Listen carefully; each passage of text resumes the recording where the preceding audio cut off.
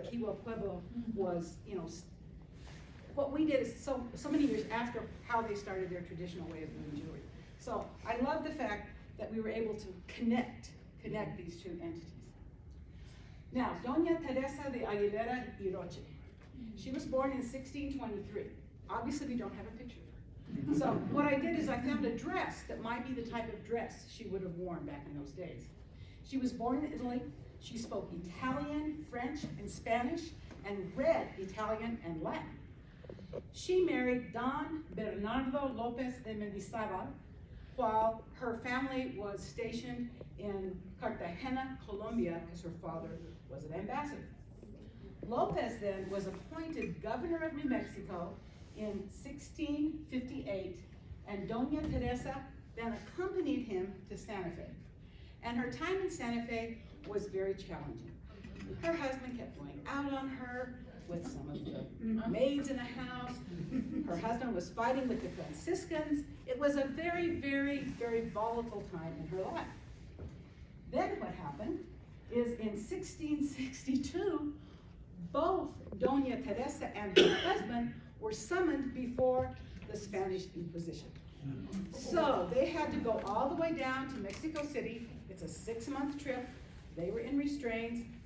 They got there. They were put in 2 separate cells. Unfortunately, Lopez, her husband, died. She was accused of 47 crimes against the Catholic Church, including skipping mass, mocking religious traditions, practicing occult rituals, and secretly being Jewish. Now, as was typical during the Inquisition, they didn't tell her who said this. They didn't tell her who her accusers were. They just had all this information, and they told her, and we're gonna convict you. What she did is once she found out what the actual accusations were basing the charges, she wrote a huge account of why they were wrong. She didn't know who her accusers were, but she had a pretty good idea, and she took each and every of the accusations and told them, okay, and said that she explained why they were wrong. And you know what happened? She prevailed, okay? The charges were suspended in December of 1664. Her account is a valuable recording of life and society in colonial Santa Fe in the 1600s. So this is where this wonderful thing that she wrote to defend herself has become part of our history. I only have a couple more minutes left. So Nina Otero Warren, she was a suffragist. You can learn more about her tomorrow because there's going to be a presentation on suffragists. The key thing is that she is on one of the United States American Women Quarters program, and this is a big deal because there's only about 20 women on the program. She's one of those 20 women in the whole United States. Then we have the cowgirls from the East Side, Desi and Fern Sawyer. They were both inducted into the Cowgirl Hall of Fame. And here we have Desi with the rhinestone outfit here that she used to wear at the state fair. Then we have Annie Dodge Wanika, who, essentially what she did is she helped bring healthcare to the Navajo reservation, and as well as education. And she was, let me keep going here. In 1963, she became the first Native American to receive the Presidential Medal of Freedom. And the last woman that I'm featuring here is Manuela de Atocha Lucero Ledger. And she was a pioneer as far as bilingual education was concerned. And I have her here, and this is how I'll slowly end my presentation, because she would be very proud of her daughter, who is a woman, representative from the 3rd District. She's a congresswoman, so she represents us in Washington. And that was a picture of her at the dedication of her marker. You can see we have a lot of women, and you can learn about these women. Just get on our website. The whole idea that we have is to educate, inspire, and empower. We want engagement. We want it to be multi-generational. We want young people to be inspired by their relatives, and we want to reach all New Mexicans. We want to teach the importance of women in the history of our state, so people will go out and make positive change.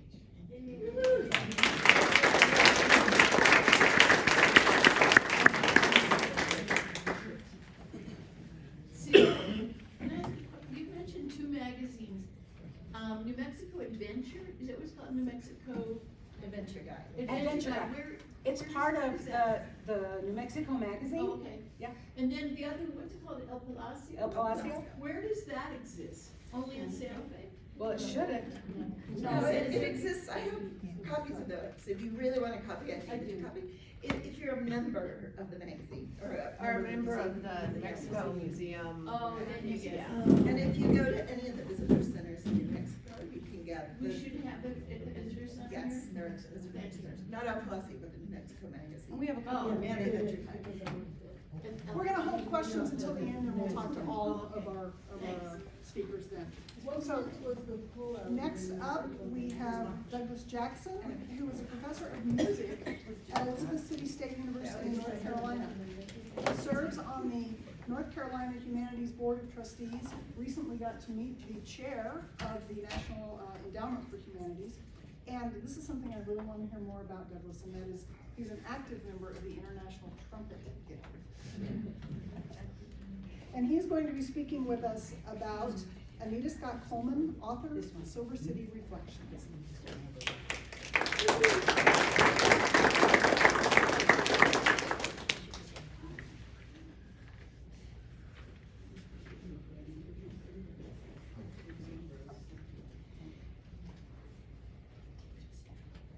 Okay, hold on there for a second. This is not my computer.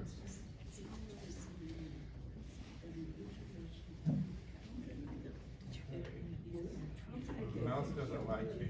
Oh, there it is.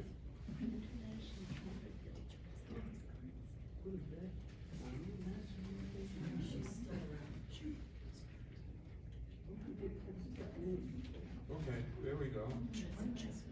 Okay. Cool. All right, hi.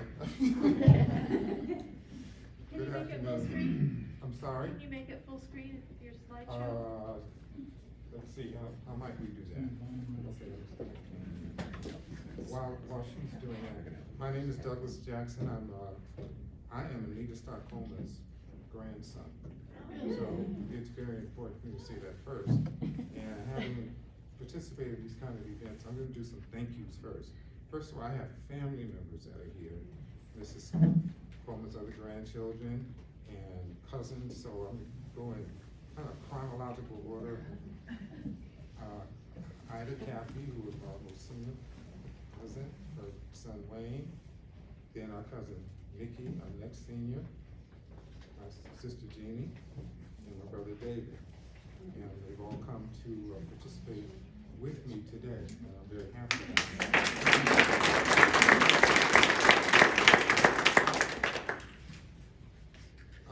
This is always a unique, but I want to emphasize the concept of girl power. This has been about, and I'm a product of a lot of girl power. Most of my supervisors on my job have been very talented women, so I've learned a lot from them. All right, so let's get started. You have a photograph here, and I'm gonna grab my printed document so I can know where I am on the schedule here. You have a photograph of Mrs. Coleman sitting under what we think is a water tower on her father's ranch in Silver City, New Mexico. We assume that's somewhere around 1920. This is the photograph of the book, Western Etchings of Harlem, West Harlem, and that was, we thank Cynthia Davis and Verna Mitchell for compiling all this unique information about her and these writings. A lot of these writings were buried in different places. They unearthed a lot of information about her and about our family, and we really appreciate it. So let's see, I think I'm gonna press this button. Right. All right, already did the thank you. See, I knew better. Let's talk about the poetry, because she was a poet. So I've extracted some of poetries, and this one is from Lasting Impressions, about 1960. Before we met, my hope was dim as a distant war. While you were here, my hope turned golden as the sun. Now you're gone. I find my hope is golden sun. Gold endures, so does the sun. So that will give you some kind of insight as to how she thought, the broad thinking about the here and now and the future. Let's talk a little bit about Mrs. Coleman what we know. We know that she was associated with writing for the Harlem Renaissance, but she never lived in Harlem. She was actually born in Guaymas, New Mexico, the southern coast of New Mexico, and then settled in Silver City. But her writing spanned about 30 years, and she was published in the Messenger magazine, the Crisis magazine, and she won prizes for her short stories. Why are women like Mrs. Coleman important to Western history? Because, and this is just my opinion as a historian, there's not enough literature about the African American diaspora in the Southwest. And that includes cowboys, women, mulattoes, or interracial marriages between African Americans and Indians. We just do not have enough literature about that. So we are pleased that you're having something like this that explores these issues. As a teacher, I try to always put my classes into the mood. So let's think about for a moment what was going on while Mrs. Coleman was out here in the desert in the 1920s and the relationships with arts. Well, the movie industry was just coming to the mainstream in the United States in the 1920s. You still had silent films, but now the industry itself was developing. Louis Armstrong's song, West End Blues, was one of the most popular songs on the charts. Jimmy Rogers' YOLO, Jimmy Rogers, father of country music, popular. The Carter family, the family up there in the mountains of Virginia, were writing those songs that would become country hits, gospel hits, and popular music hits. George Gershwin wrote Rhapsody in Blue.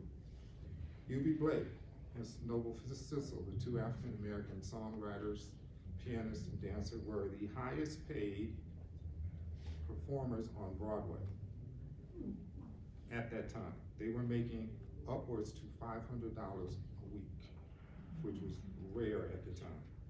And then, closer to home, later, but they wrote a song called I'm Just Wild About Harry, that was later used in Harry Truman's campaign. You know that song? I'm just wild about Harry, that song.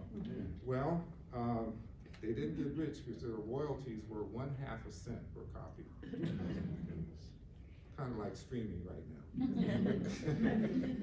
And then, closer to home in what I do, jazz lessons, Max Roach and Thelonious Monk were born in the 1920s. So now that we're in the era,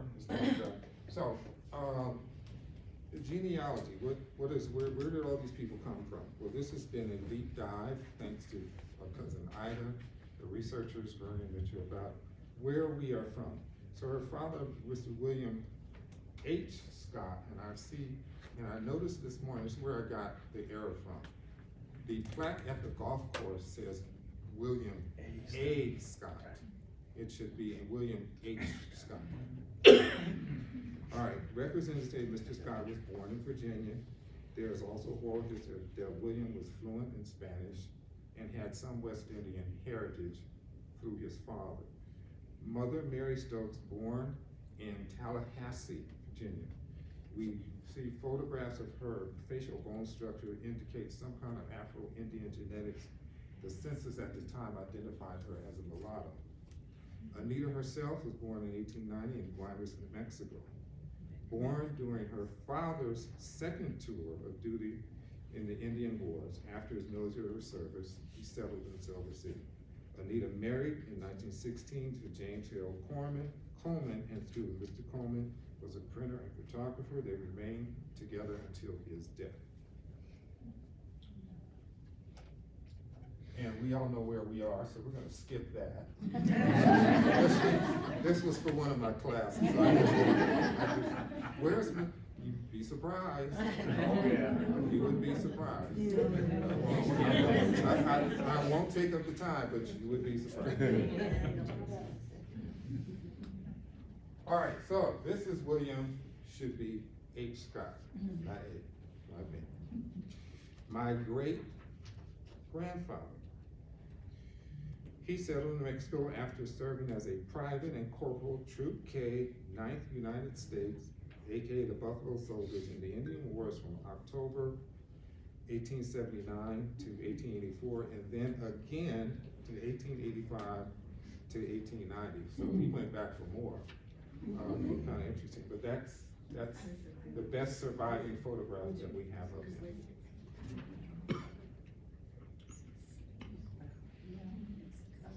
Kind of determined looking face, right?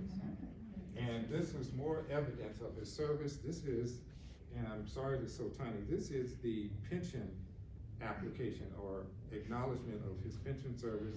His wife, after many, many tries to get his pension, she was awarded a pension of, I think it says $30 a month in 1928. But this was proof of service, and that's what's important to our family records at the time. So now you see a picture of Anita standing and her mother, Mary Stokes. I estimate that about around 1900 in Silver City. You notice the long distinguished dresses. They probably made them, right? They wouldn't have purchased them.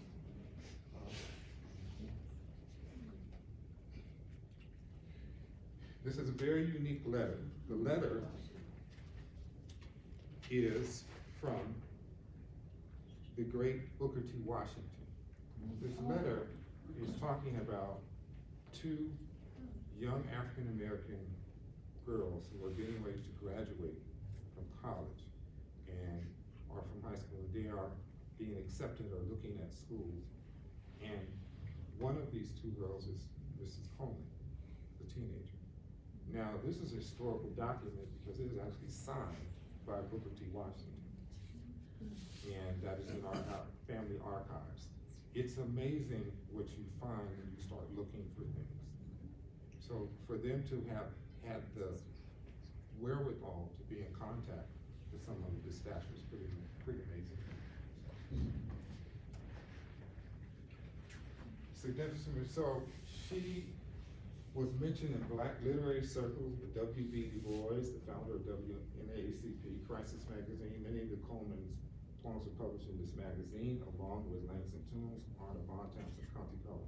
So someone said at the museum where I said, she says, well, was she a radical? And I said, well,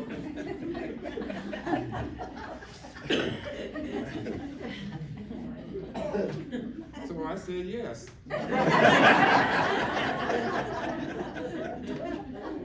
You want to argue about it? Yeah, right. Well, when we get to some of the poetry, you'll be able to recognize why I'm lighthearted about that. But she was in these literary circles. This, at the time, is very serious business because there are only few Black publishers, and certainly only a few Black publishers with the Crisis magazine that had a national presence. It's very important. So she published 20 of her known short stories. I'm ahead of myself here, excuse me. 10 of her 20 known short stories in a 2-year period while in Mexico. She published short stories and poems in the Half Century magazine, The Crisis, The Messenger, and The Opportunity magazines. One of her most recognized writings was Little Gray House, is a story on where Coleman points to the availability of home ownership in the West. Despite her geographical distance from her stories remain polished examples of Harlem Renaissance literature and were published alongside other writers. Let's look at one of her poetries. This is Love's Power, and it was excerpt. This is not the entire poem, this is just a couple of lines. Excerpts from the essay Love's Power by Anita Coleman, published in Half Century magazine in 1919. It's their love for each other that keeps the spark of life burning in his battered body. He suffers dreadfully, poor fellow.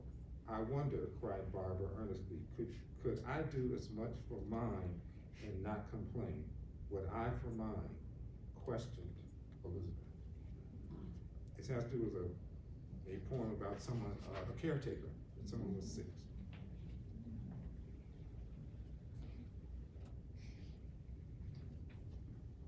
This is an excerpt from one of her most notable articles, and it was from the little gray house. It was built of cement of a lighter hue than most cement houses, so it was dubbed the little gray house. Somehow, its builders pervaded every inch of its rough exterior with an inviting air, even before it was finished. And we know most incomplete houses are so mussy and dreary with dabs of paint and spattered lime and blotches of mud and shavings and blocks of wood and other workman tools lying about. But this was different. So you can read about the little gray house in Europe. The next poem, This Day Interprets, published in Candor magazine. This day is soft and gray, as dove's wings spread. Little winds blow lightly, as a sleeping infant's breath. He shall cover these feathers, and under his wings shall thou trust. This day interprets. This is somewhat of a religious text. You can read between the lines. We now have a picture of Anita Coleman on the left, and we have Ida Gonzalez, our cousin Ida, named after your grandmother, yes, and then Mrs. Stokes on the right. Pictured and standing somewhere in Silver City, right here, probably not too far from. With the wind blowing. And 32 degrees this morning. I ran to Tractor Supply to get a beanie. All right. So, we talk about Mrs. Coleman. Where was her husband? Well, this is James Harold Coleman in the play. Here he is. It's called Mr. Coleman, you believe, was from Virginia, although we had very little information about him. They were about 20 years apart in age. But Mr. Coleman was a photographer and a printer. He had a printing shop, and I'm just guessing, he migrated based on the ages of people around him to Silver City, New Mexico. But here's the kicker. He had a plan.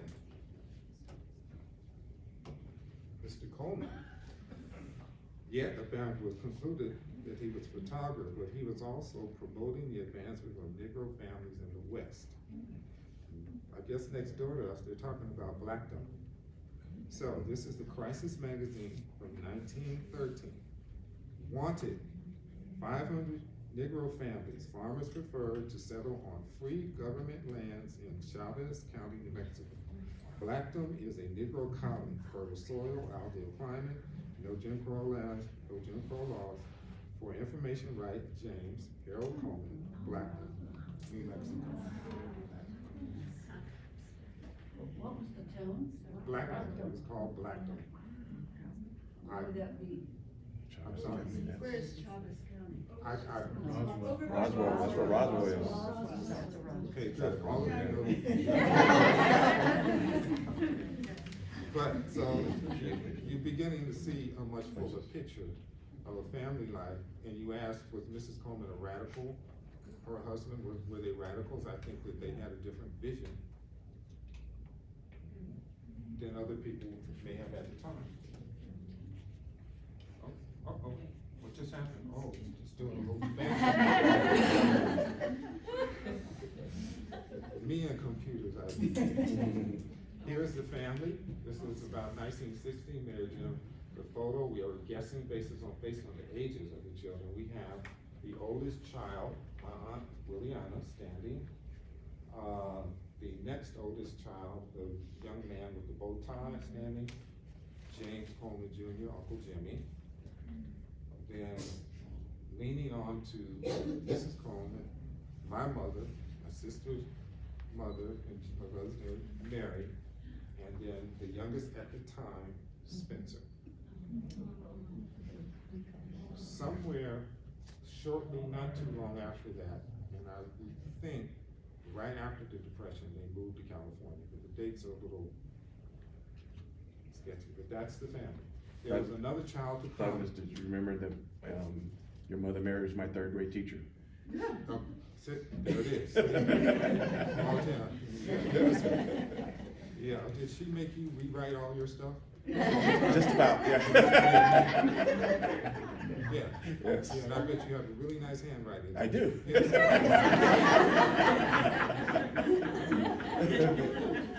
Trust me, I know. Another child was to come Harold. And Harold must have been born in California. He was, they're shaking his head. Unfortunately, we lost Harold at the age of about 21 to combination of pneumonia and tuberculosis. Sadly, Williana the oldest daughter also succumbed to tuberculosis. And, all right, some other accomplishments as we get toward the end. So she was the first African American to graduate from Western New Mexico University. And yes, that is quite the accomplishment. And we dropped several $100s in the bookstore today. Can we leave now? No, we bought T-shirts and all kind of stuff for the kids. And it was fun. Yeah, it was fun. We appreciate it. They've set up a scholarship in her name. So, the Anita Coleman scholarship is a literary scholarship for minority students, so it's fine.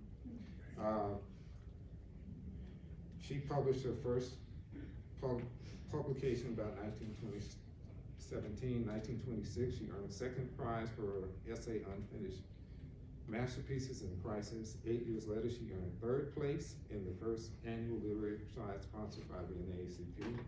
That same year, she submitted a personal essay, The Dark Horses, and won second prize in the annual literary exhibition. Years after her relocation to Los Angeles, she won first prize for her poem Baptism, and she received a prize of $100. During that same time, Mrs. Coleman was a committed worker in nursery at Mount Zion Baptist Church. Mrs. Coleman raised foster children alongside her own children, nieces, and nephews, and the family affectionately called her Mama Coleman.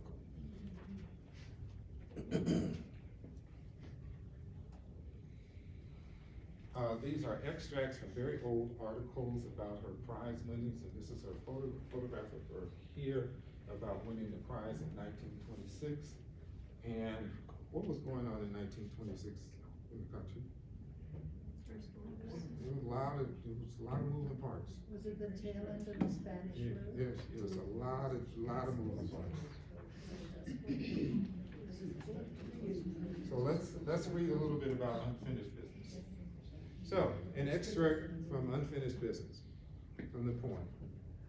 So, thinking, retrospection subtly done, with retracting with leaps and bounds the journey through the fields of memory. I arrived at the style and the present, whereon there is a sign of vividly lined as the present is drawn from the past and the future from the present. Quite plainly it reads, when one and all are God's unfinished shapes, ungainly lumps of mud, waiting to be molded anew into finished masterpieces. You know, when I read her mind is fascinating to me, because what are you thinking about? What is driving you to put words like this together? Is always unique. The 20s before the crash in 29. How about that? Was the Charleston and Yeah. partying and. All right, Crisis Magazine. Illegal liquor. Yes, Crisis Magazine winnings, there's a photograph of Mrs. Coleman there. And the interesting thing about this is someone actually saved these things for us. We didn't know we'd be standing here today. We just happened to save them, and we appreciate that. Moving on, I think I'm almost out of my time. We appreciate Western New Mexico for featuring her in 2014 through the Black History Month. That was one of their posters. And let's look at another one. this is a poetry prize, this is November, published in the Autumn Leaves magazine. Like a door gently closed, to open at the touch of a finger, is November. Leaves, russet and brown and gold, have done with falling, they carpet the earth with color. The harvest is gathered, housed, open the door at the touch of a finger, come in winter, come in. Yeah, I thought that was fascinating myself.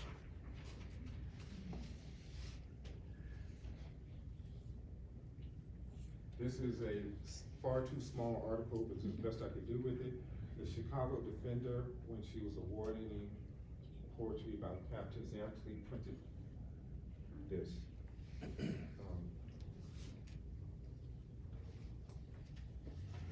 And it's kind of interesting, when people talk about 15 minutes of fame, well, this was a little bit more than 15 minutes of fame, think about it.